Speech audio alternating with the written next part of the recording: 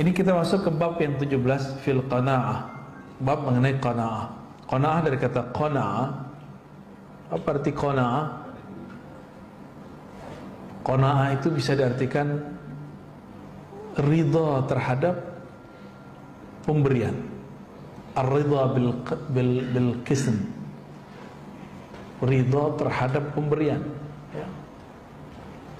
Wa fi istilahi ahli al-haqiqati hiya as-sukun 'inda 'adamil ma'. Adapun menurut ahli haqiqah, nah ini istilah beliau istilah ahli al-haqiqati, kita disebut qanaah yaitu sukun 'inda 'adamil ma'lufat. Tetap tenang ketika apa yang diinginkan, disenangi tidak ada. Misalnya kita lagi pengennya apa, dapatnya apa gitu. Dapatnya bukan itu. Dan hati itu tetap tenang. Hati kalau sudah tenang, maka jiwa kita tenang. Jadi jiwa itu hanya bisa tenang kalau senternya oke, sentralnya. Sentralnya jiwa itu ada di hati. Nah, si kolbu ini harus memandang bahwa pemberian ini dari Allah. Nah, orang yang memandang pemberian itu dari Allah, dia akan merasa sedikit itu banyak. Tapi kalau seseorang tidak memandang anugerah itu dari Allah, banyak pun terasa sedikit. Karena Allah itu maknanya Sang Maha yang dicintai. Yang Maha dicintai itulah salah satu makna dari lafaz Allah. Kalau kita benar-benar cinta kepada Allah, pasti sedikit pun terasa banyak. Bapak Ibu, ikhwan akhwat fillah, pernah mencintai seseorang dulu sebelum nikah, dikasih hadiah kecil, rasanya besar nggak? Berkesan. Sedikit pun berkesan, apalagi banyak. Ini disebut qanaah. Adakah yang lebih sayang kepada kita melebihi Allah Subhanahu wa taala? Kan nggak ada. Kenapa kita nggak berbalas, membalas cintanya? Ya. Allah udah segitu baiknya.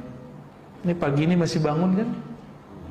Ya, di saat orang-orang masih sangat takut dengan Omikron.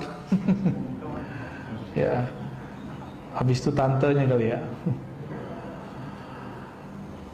Ini nikmat sekali, nikmat. Allah berikan rasa tidak was-was ya. Kalau ada yang hati-hati silakan ya. Cuma was-was jangan. Was-was itu nggak boleh. Was-was itu penyakit di kolbu. Yuwaswisu fi sudurin nas.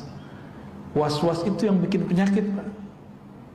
Jadi bagi saya bukan COVID itu yang berbahaya, tapi yang berbahaya was-was saat COVID atau sebelum terjadi. Ya. Nah, coba was-was itu disembuhkan. Bagaimana menyembuhkannya?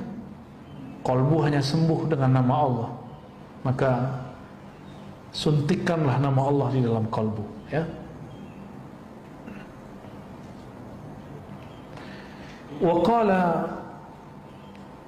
hiya al-iktifa' bil qalil, al-istighna' bil mawjud wa tarku tatallu' ila al-mafqud. Ya, artinya sama ya. Wa qala Ikrimah rahmatullah alaih. Berkata Ikrimah ini mantan teroris. Jadi murid Ibnu Abbas radhiyallahu taala anhu. Ikrimah namanya. Beliau periwayat tafsir dalam riwayat Ibnu Abbas. Ya. Beliau menerjemahkan ayat surat An-Nahl ayat 97. Man amila salihan min dzakarin aw untha wa huwa mu'minun falanuhyiyannahu hayatan thayyibah. Man amila, siapa saja yang beramal baik, amila salihah. Nah, ini kata kunci yang sudah kita sebutkan beberapa waktu lalu. Amal saleh bukan semua amal ibadah, ingat. Saleh bahasa Arab artinya munasib, cocok, relevan. Ada amal kelihatannya soleh menurut bahasa Arab, tapi bukan soleh dalam pengertian meeting atau ada tugas. Tapi hati pengen, bukan hati, diri pengen sholat duha. Mana yang didahulukan? Kerja atau duha? Yang mana? Duha bagus nggak? Bagus. Kerja? Emang nggak bagus? Terus? Dua-duanya bisa. Kerja sembari duha sembari kerja. Jadi lagi ruku sujud ingatnya kerjaan. Nah, gimana caranya? Pertanyaannya dibalik ke asalnya. Kerja pakai kontrak nggak? Wajib nggak? Sholat duha? Sunnah. Nah, maka selesai dulu yang wajib baru kejar yang sunatnya. Jangan dibalik. Ya, ini kan soleh. Soleh itu bahasa Arab, artinya sesuatu yang sesuai, yang relevan, yang sesuai dan relevan. Jadi ada amal yang kelihatannya baik tapi nggak soleh, itu banyak, ya. Dan bahkan di luar sana banyak orang yang meyakini amal dia baik, lalu dia lakukan di depan kita, itu jadi nggak enak. Dan saya berkali-kali mengatakan ke teman-teman para pengkaji kitab-kitab bahasa Arab, baik gundul atau gimana, ini masa 1443 Hijriah, masa dimana tidak pernah ada masa sebelum ini yang mengalami kemajuan intelektual, spiritual, dan juga teknologi. Maka jangan putuskan masalah kita dengan membaca teks-teks lama, dan jangan hukumi teks lama dengan pemahaman kita yang serba cepat hari ini. Nah, ini penting sekali. Nih, antum ketemu nih teks di Quran tentang bab pakaian, lalu Nabi melarang satu model pakaian. Belum tentu model pakaian itu seperti yang kita pahami dalam bahasa kita sekarang. Itu Nabi dulu punya gorden bergambar, lalu kemudian beliau merasa kayaknya mewah, suruh copot, karena zaman itu belum pantas, belum saleh, belum ada orang di Madinah yang pakai gorden berwarna, bergambar. Sekarang rumah orang biasa aja, kos-kosan aja gordennya udah ada motifnya. Di zaman ini nggak bisa disamain. Nah, banyak kawan-kawan yang salah kaprah membaca teks. Dia memahami teks dulu, sekarang ala dulu gitu, bolak-balik. Gak bisa begitu. Gak usah jauh-jauh lah masa Rasulullah. Ketika dulu Buya Hamka nulis, itu belum kebayang loh sama beliau ada sekarang smartphone kayak antum punya, YouTube. Belum kebayang. Ayahanda beliau Haji Rasul, kawan dari ayahandanya, pendiri Muhammadiyah, pendiri NU. Itu belum membayangkan Pak seperti yang sekarang terjadi. Haji Rasul itu dulu, ya, ayahnya Buya Hamka, Syekh Abdul Karim, termasuk berpolemik masalah ketika dari kalangan beliau ada yang pakai dasi sama jas. Itu pakaiannya orang Londo. Tahu Londo Pak? Anak kecil udah nggak ngerti ya Londo ya. Belanda gitu. Saya masih ingat kalau kita nonton film Kolosat dulu, Belanda bangsat gitu. Itu kan bahasa-bahasa kasar itu. Udah masuk ke alam bawah sadar tuh. Padahal ya nggak gitu-gitu amat ya. Akhirnya berubah masa, berubah juga kejadiannya. Di zaman itu ada namanya ordonansi, itu apa istilahnya? Pencatatan nikah. Difatwakan haram oleh para ulama. Tapi ternyata sekarang kita malah nyatetin nikah kita, ya kan? Jadi urusan mencatat ini dulu diharamkan, sekarang bersikeras itu orang-orang yang dulu sakal-sakal itu sekarang mengatakan boleh, bahkan wajib. Alasannya ini dan itu, ya. Banyak hal. Contoh lain, Nabi pakai sarung, Pak. Bapak pakai apa? Sarung. Beneran sarung nih. Ini mohon maaf, saya ngeliat ada orang ngamalin sunnah katanya, tapi yang dia pakai celana dalamnya orang Arab. Ngerti nggak celana dalamnya orang Arab? Ada yang hari ini begitu? Semoga nggak ada ya. Orang Arab pakai celana putih itu, Dia pasti jingkrang celananya, karena itu celana dalam, agak panjang. Itu bukan celana sholat. Ketika ada ustadz di Indonesia, dia memfatwakan bahwa bercelana di bawah mata kaki itu haram, tapi pas dilihat ternyata dia pakai celana ala celana orang Arab, celana dalamnya. Itu diketawain di sana, di Kuwait diketawain orang. Seandainya pun dia pakai celana seperti di Indonesia, nggak ada masalah. Masih satu masa, udah beda tempat, budaya pakaian sudah berubah. Jadi jangan hukumi orang dengan fatwa kita, ya. Ini yang disebut soleh. Soleh itu boleh kita artikan siapa yang beramal pada tempatnya atau sesuai dengan waktunya, tepat di tempatnya, tepat di waktunya, itu baru disebut soleh. Jadi tidak semua orang yang beramal seperti orang baik itu soleh, ya. Min dzakarin aw untha, baik laki-laki ataupun perempuan. Nah, di sini ada kesetaraan gender. Yang Islami yang begini, Qurani. Kesetaraan gender yang Qurani itu adalah amal, bukan jenis kelamin. Jenis kelamin gimana mau nyamainnya? Bisa nyamain kelamin? Ya, kita minta libur aja seminggu ya, sholat. Pengen apa? Ya, emang enak haid? Tanya aja sama ibu-ibu tuh, enak kah haid? Haid itu datang gak enak, nggak datang cemas, ya? Benar Bu ya?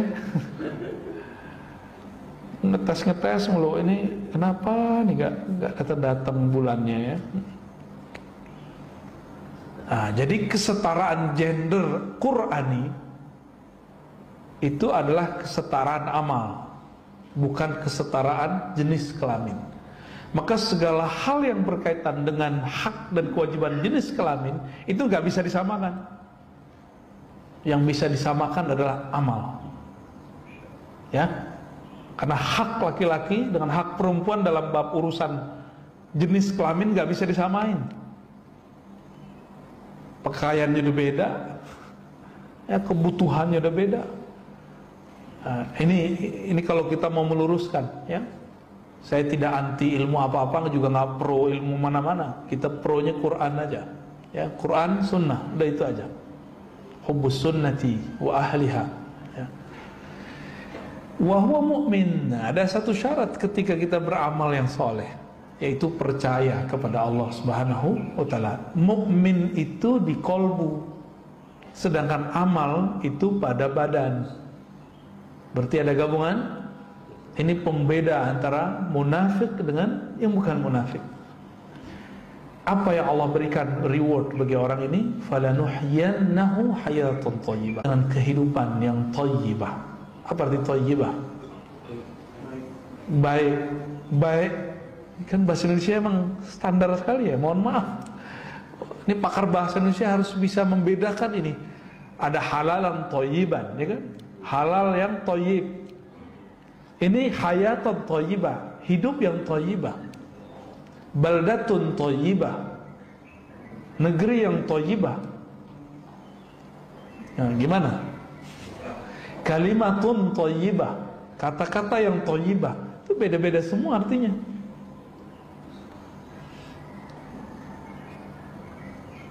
Kehidupan yang penuh dengan keberkahan. Ikrimah mengartikan al-hayatut thayyibah al-qanaah, hidup yang penuh dengan rasa qanaah. Itu yang disebut dengan hayatan thayyibah. Karena dia merasa puas dengan apa yang diberikan Allah Subhanahu wa ta'ala, ya. Jadi apa yang membuat kita nggak bahagia? Karena kita nggak puas dengan apa yang Allah beri. Itu sederhana aja. Dulu sebelum nikah, sebelum punya anak, sebelum punya rumah, penghasilan 700.000 sudah cukup. Sekarang 7 juta kayaknya nggak cukup. Naik 17 juta nggak cukup.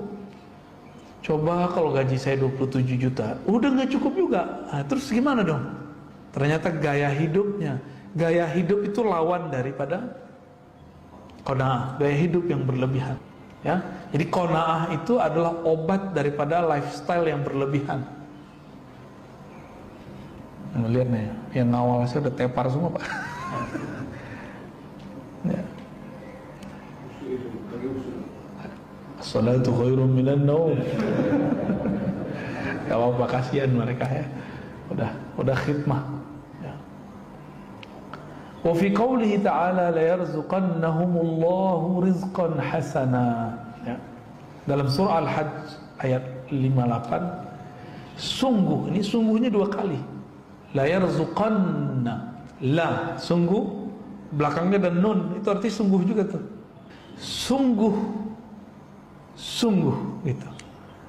Itu terjadi secara harfiah, tapi secara bahasa rohani, nun itu ada satu makna, yaitu nur. Ya, la yarzuqannahum rizqan hasana. Sungguh Allah akan melengkapi rizki mereka dengan cahaya. Itu secara ilmu huruf ya, nur. Cahaya apa? Cahaya rizqan hasana, rizki yang baik.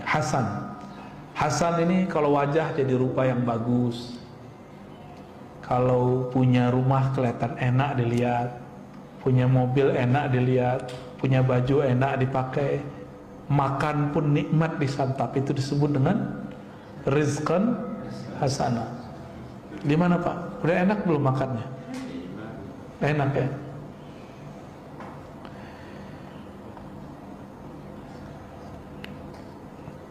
Ketika Ahlul Bait dibersihkan Allah dalam surat Al-Ahzab ayat 33, innama yuridullahu yudhiba ankumur rijza ahlal bait wa yutahhirakum tathira.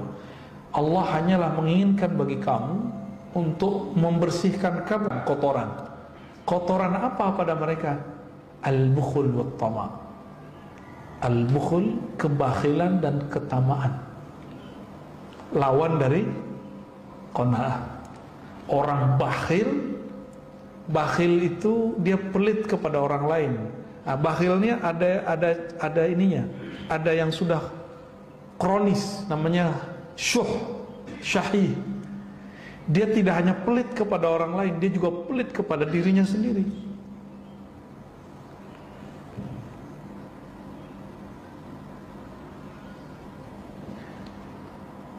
Wa tahhirakum tathira. Ya, ayat 33-nya di ujungnya, lalu Allah membersihkan kalian, tathira wa ahlul bait, yaitu dengan sakhawa wal qanaah. Lawan dari bukhul tadi apa? Bukhul wal wat tama'. Lawan dari tama' itu qanaah. Lawan dari bukhlun kebakhilan itu sakhawa, dermawan. Sakhi, orang yang suka berbagi. Berbagi itu tidak hanya bab harta ya, tapi juga ilmu termasuk. Sayyidina Sulaiman itu pernah berdoa, qala rabbi ighfirli wa habli mulkan la yanbaghi li ahadin min ba'di. Ay arada bil mulki kamal al hal fil qanaah. Sayyidina Sulaiman itu doa, ya Allah ampuni aku. Minta ampun dulu beliau. Ini adab berdoa. Wahabli mulkan, berilah aku anugerah mulkan. Apa arti mulkan? Kekuasaan kerajaan, menguasai jin. Salah satu kekuasaan Nabi Sulaiman adalah menguasai jin. Jadi Nabi Sulaiman itu punya cincinnya membuat takhluk, bukan sebenarnya cincinnya, tapi orang yang megang cincinnya itu. Tapi jin-jin yang sesat mengira cincin Nabi Sulaiman lah yang membuat ia sakti. Sebenarnya Nabi Sulaiman itu sendiri. La yanbaghi li ahadin min ba'di, yang mana tidak akan layak bagi seorang pun selainku untuk mendapatkan itu. Nah, ungkapan Nabi Sulaiman itu menunjukkan bahwa beliau ini qanaah. Maka Allah berikan akses yang luar biasa. Ada satu ayat di surat Al-Infitar ya, kita udah sering dengar nih imam baca, Innal abrara lafi na'im. Sesungguhnya abrar, orang-orang yang berbuat baik, sungguh lafi di dalam na'im, nikmat yang banyak. Nikmat apa itu? Al-qanaah fid dunya, qanaah dalam kehidupan dunia. Wa innal fujjara lafi jahim. Orang-orang yang berbuat keji di dunia fi jahim, dalam jahim. Jahim itu nama lain dari neraka atau siksa. Mereka tersiksa gitu. Maka cobalah lihat orang-orang hari ini yang lifestyle-nya tinggi, ya tiap bulan mau ganti HP kan repot Pak. Apalagi zaman pandemi. Ya, jerit orang-orang. Ya, riwayat Imam Tabarani dan Qudai dikatakan al-qana'atu kanzun la yafna. Qana'ah itu adalah perbendaharaan yang tidak pernah habis. Jadi orang kalau qana'ah itu sama kayak dia punya kekayaan yang gak pernah habis. Tapi kalau bapak ini punya duit banyak, itu bisa habis. Ya, ada satu negeri di Jawa kemarin ya, yang habis jual-jualin tanah. Masih ingat? Oh, pada beli mobil. Namanya duit kan habis Pak. Sekarang ya kasihan juga sih kita. Demo minta kerja. Ya. Ini pelajaran buat kita, biar kita gak usah nyinggung mereka, tapi kita dapat pelajaran dari mereka bahwa harta meskipun miliaran banyak gak akan bertahan. Ya. Yang membuat bertahan itu al-qanaah. Ini pesan buat diri kita dan apalagi keluarga di rumah. Istri itu penting sekali ini, mempelajari bab qanaah. Ini bukan alasan kita untuk tidak menafkahi. Ya. Justru laki-laki itu kebahagiaannya bisa memberi nafkah. Laki-laki yang tidak normal, tidak sempurna, dia nggak memberi nafkah. Ya, jadi jangan ada yang seneng tuh, wah enak ya lo sama apa orang kaya gitu. Terus maksudnya apa nanya begitu? Maksudnya apa? Biar kita nggak memberi nafkah. Itu cowok laki-laki nggak jantan itu yang nanya. Ya. Laki-laki yang jantan itu, yang gentle itu ya bertanggung jawab. Bertanggung jawab. Jangan enak-enakan ngomong begitu ya. Itu cowok matre namanya. Ya.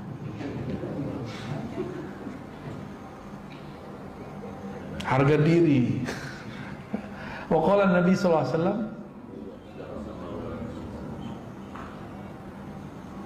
radiya yarda irda bima qasamallahu laka takun aghnan nas. Nah, ini ada sebuah riwayat juga. Ini ada di riwayat Imam Tirmizi, semakna dengannya. Ridholah terhadap yang Allah berikan bagimu, engkau akan merasa menjadi orang yang paling bercukupan di antara manusia. Ya.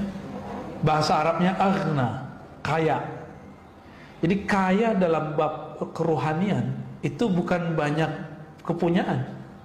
Kaya itu merasa cukup dengan pemberian Allah Ta'ala. Namanya dunia, apa aja nggak ada puasnya, benar nggak? Nggak ada puasnya Pak. Emang begitulah dunia, ya. Wafiz Zabur, nah, dalam kitab Zabur yang ditulis dalam bahasa Arab, jadi Zabur lama ini, ya. Mazmur kalau orang sekarang nyebutnya. Al-qani' ghaniyun wa in kana jayan. Orang yang qanaah itu kaya meskipun dia sedang lapar. Disebut dia kaya, ya. Kalau dibalik gimana? Orang yang tidak qanaah itu miskin meskipun dia kenyang. Ya. Dia miskin meskipun dia punya rumah, punya kendaraan yang bagus, dia ngerasa nggak cukup. Kayaknya rumah ada aja yang kurang. Udah punya kendaraan, kayaknya kurang aja. Ya. Maka enaknya hidup itu ya qanaah. Nah, qanaah itu merasa cukup dan pasti Allah cukupkan. Ya, mau kan dicukupkan ketika kita butuh? Kita memerlukan apa dicukupkan, ya. Mau kan? Iya. Pas-pas, bukan pas-pas, bab dikasih itu cukup namanya itu. Syuruk ya. Ya. Ditahan aja syuruknya Pak ya. Ngaji lebih afdal daripada sholat 2 rakaat. Ya. Gak percaya Bapak meninggal. Ada orang yang tidak faham, gurunya masih mengajarkan 1, 2, 3 bab ilmu. Dia baru dapat hadis kemarin. Hadisnya nggak tahu dia kalau kualitasnya tidak sampai derajat sahih. Bahwa kalau terbit matahari, maka sholat 2 rakaat sama dengan pahala haji umroh. Itu kan pahala. Lebih tinggi pahala atau ilmu? Ilmu. Lolos nih ya. Kayaknya ada yang mau sholat kayaknya. Gak apa-apa, saya nggak ngelarang juga antum mau sholat. Cuma aneh mau tanya, pilih emas atau batu? Ya. Ada juga beberapa, saya ketika keluar kota masih ada 1, 2. Kalau dulu kita di masjid-masjid besar di Bintaro, masih begitu. Coba, kalau semuanya berpikir begitu, kita ngomong sendiri Pak. Ya, dia nggak paham bahwa ada 1 bab di dalam hadis. Ibnu Majah meriwayatkan bahwa engkau belajar 1 baban minal ilmi itu afdal min 1000 rakaatin. Lebih afdal daripada 1000 rakaat. Kenapa? Kalau ente sholat sendiri belum tentu khusyuk. Itu sifat Allah. Orang yang belajar 1 ilmu, dia sedang bersama Allah Subhanahu wa ta'ala, bersama yang ente sembah lagi sholat itu. Ya, kita 2 jam mengaji ilmu, 1 jam, itu udah berapa lama kita bersama Allah itu. Di alam sana hitungannya banyak. Gitu. Dengerin 5 menit aja 1 hadis, dahsyat. Lebih afdal daripada 50 jam kita sholat. Nah, jadi ibadah itu jangan pakai nafsu. Ibadah itu pakai ilmu.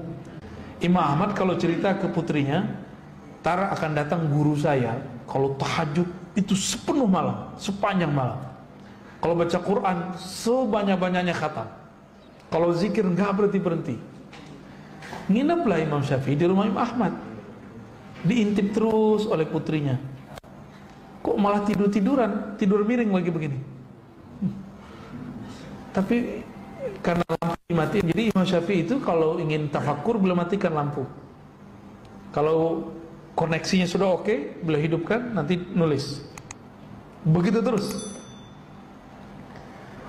Besok pagi laporlah putrinya kepada ayahandanya. Wahai ayahanda, katamu gurumu itu ahli sholat malam, sepanjang malam sholat. Aku intip malam tadi dia tidak pernah sholat kecuali cuma sholat witir. Sebutin semua, dilaporin semua. Lalu dipanggillah anaknya, sini nak.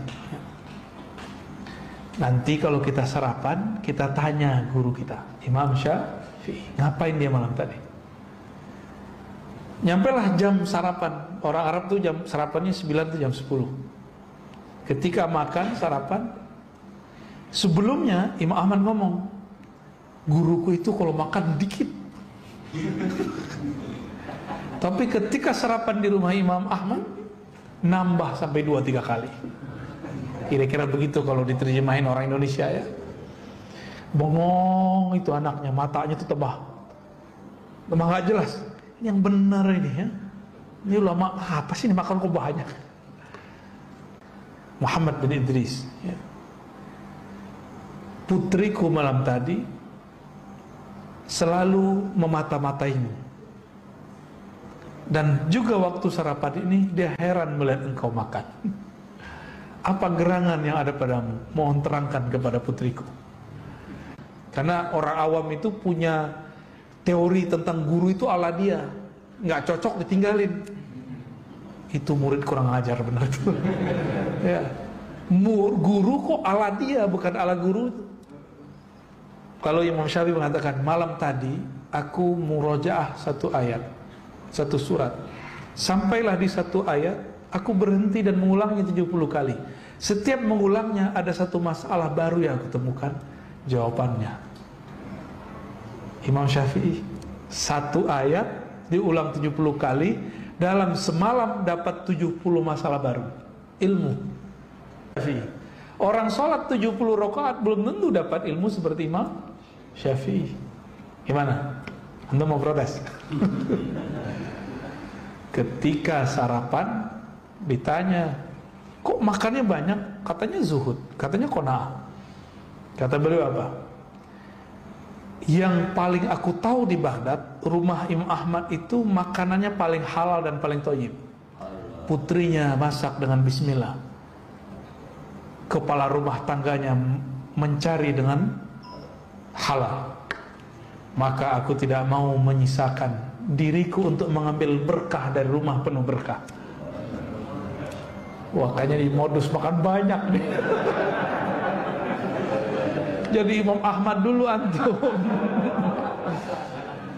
Jadi kita kalau di rumah orang soleh, banyak-banyak makan, Pak. Soleh beneran loh ya, bukan soleha. Kalau dihidangkan ya, apalagi kita tahu yang masak nih dengan nama Allah, makan yang serius. Karena memakan makanan keberkahan itu sama dengan Bapak puasa sabar. Kita puasa dan sabar, makan itu syukur itu sama. Pilih mana? Kayaknya pilih makan ya. Sama kita berarti. Nah, ini yang disebut saleh. Kalau di rumah orang yang halal makanannya, jangan makan sedikit, itu saleh. Ketika ada ilmu, ibadahnya akal memahami, ibadahnya kolbu merenungi. Nah, Imam Syafi'i ibadahnya malam tadi apa? Merenungi, dan itu lebih dahsyat, sama dengan 1000 rakaat. Jadi ketika dia dapat satu makna itu 1000. Kalian aja 70. Berapa tuh jadinya? 70. Jadi sama beliau dengan sholat 70.000 rakaat malam itu. Ketika Imam Syafi'i pindah ke Makkah, ke Madinah, ke Mesir ya. Ini bukan hijrah yang pertengahan, ini hijrah yang terakhir. Berarti ke Mesir. Setelah 4 tahun beliau tinggal di Mekah, di Mesir ya. Apa yang terjadi? Beliau sudah mau sekarat. Tiba-tiba putrinya nangis. Mau ditinggal ayahandanya. Takut ditinggal ayahnya. Siapa yang menjamin hidupnya di masa depan? Apa tanggapan Imam Syafi'i? Ya, wahai putriku, ini rumah aku sudah khatamkan 4000 kali Quran. Beliau baru tinggal di sana 4 tahun. Berarti setahun Bapak hitung aja sendiri, pasti nggak ngerti gimana cara khatamnya itu. Itu matematika Imam Syafi'i itu. Karena beliau mengikuti mazhabnya Sayyidina Utsman, sehari bisa khatam 8 kali. Sayyidina Utsman sehari 8 kali. Saya belum bisa ngejar itu. Tapi saya punya santri, sudah ada yang bisa 10 kali sehari. Tapi nggak tahu cara dia baca. Cara bacanya itu bagi dia sudah 2 ayat. Bagi kita belum ya. Baik, Imam Syafi'i mengatakan apa tadi? Apa yang engkau khawatirkan? Ini rumah sudah diberkahi khataman 4000 kali khatam. Nah, ini kata-kata Imam Syafi'i. Itulah sekarang yang jadi kota Kairo itu ya. Tempat beliau dulu baca Quran. Barangkali ya itulah yang jadi Al-Azhar sekarang itu. Tempatnya beliau dulu tinggal itu. Man kanat qana'atuhu saminah tabat lahu kullu marqa. Orang kalau qana'ah, makanan nggak enak jadi enak. Maka Rasulullah itu nggak pernah menghujat makanan. Nah, ini yang harus kita ajarkan ke anak-anak kita ya. Kalau kita nyantri sih dulu biasa Pak ya. Tapi anak-anak sekarang nyantri ngeluh terus. Padahal nyantri sekarang udah jauh lebih enak daripada nyantri zaman dulu ya. Anak saya masukin ke pesantren. nggak bisa makan dia. Oh ya, ada yang lebih lucu nih, ini dia pertama masuk pesantren muntah, gaya bener kan? Iya ya. Al-izzu fit ta'ah. Jadi Allah memberikan 5 pasangan, ya ada 5 pasang amalan. Al-izzu fit ta'ah. Izzah, semangat itu ada dalam ta'at. Semangat kemuliaan. Wadzillu fil ma'siyah. Kehinaan itu ada dalam maksiat. Wal haibatu fi qiyamil lail. Orang yang karismatik itu adalah orang-orang yang membangunkan, yang qiyamul lail, baik dengan ilmu atau dengan amal. Maka orang-orang yang qiyamul lail kuat, meskipun wajahnya lelah, matanya pucat, ya, tapi dia punya haibah, punya karismatik, ya. Maka kalau ada di antara bapak ibu ini, anaknya pengen dijadiin ulama, ajarkan anak kita qiyamul lail. Baik qiyamul lail dalam berilmu atau qiyamul lail dalam beramal, ya. Biar kalau dia ngajar tuh didengar, berarti Allah ridho. Kalau dia berkalam, kalamnya itu berefek di kalbu manusia, itu berarti dia ahlu qiyamil lail. Kenapa dia kemudian dahsyat? Karena dia bisa beramal di saat orang-orang gak lihat dia. Dia bisa bangun di saat orang-orang gak sanggup bangun. Berarti kolbunya kuat. Jika dia berkata-kata, dia tinggal manahin kolbu orang set gitu aja, Pak. Tapi kalau masih pakai panah kurang kuat. Dia harus menjadi seperti lampu pijar.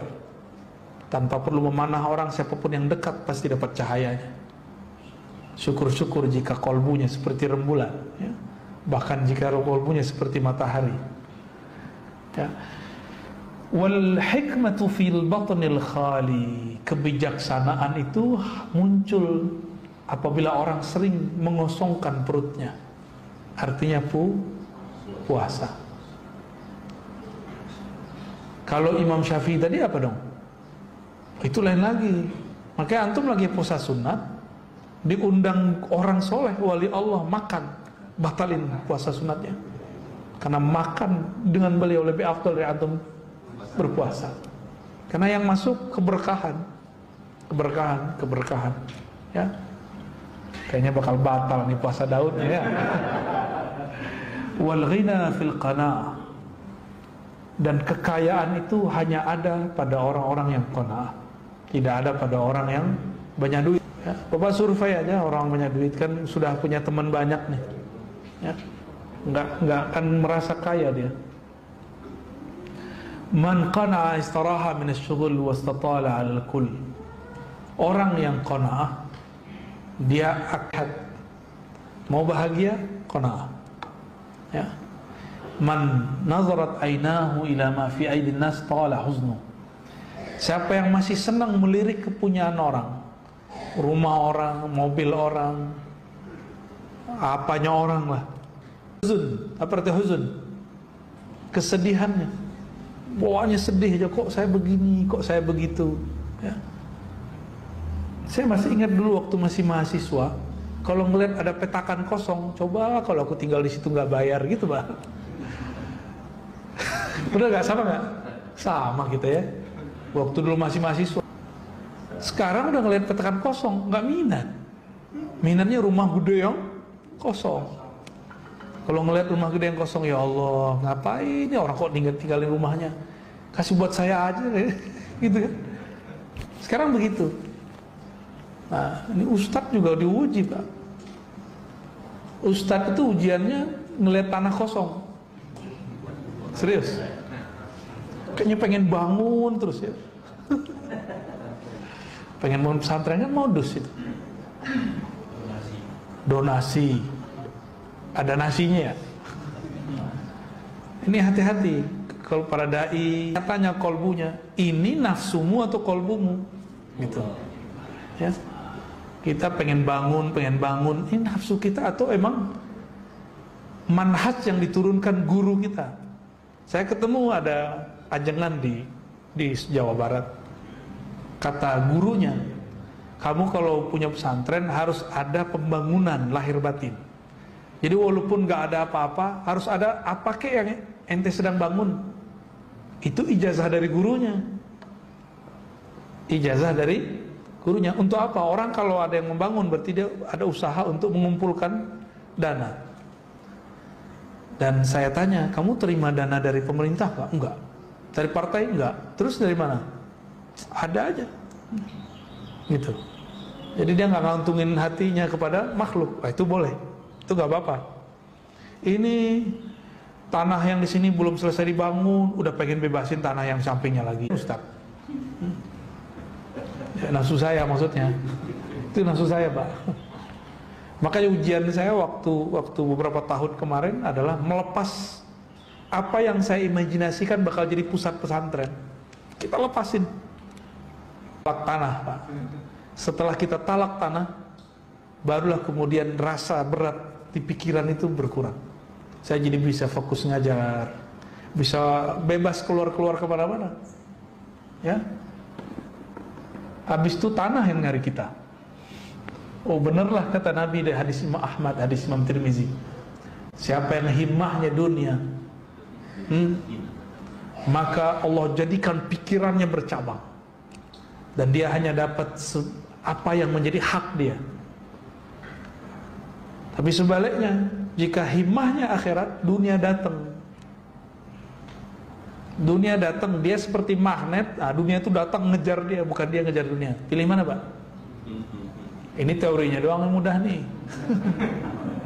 Cobain aja sendiri, itu kuat. Madamal iqab fi matarihi fala tusammu ilaihi himmatus sayad. Ini nggak perlu ya. Nah, maka jamaah yang dimuliakan Allah, qanaah itu sederhana, terima apa adanya, ridho dengan yang diberikan oleh Sang Maha Kekasih. Mulailah qanaah dalam hidup. Mulai di rumah nggak menghujat makanan istri, ya. Itu latihannya seperti itu. Praktekkan itu ke anak-anak kita. Semoga anak-anak kita ikut qanaah. Amin ya rabbal alamin. Maka keluarga itu akan jadi keluarga yang mubarak, keluarga yang penuh keberkahan dari Allah Subhanahu wa taala, ya. Wallahu alam bishawab.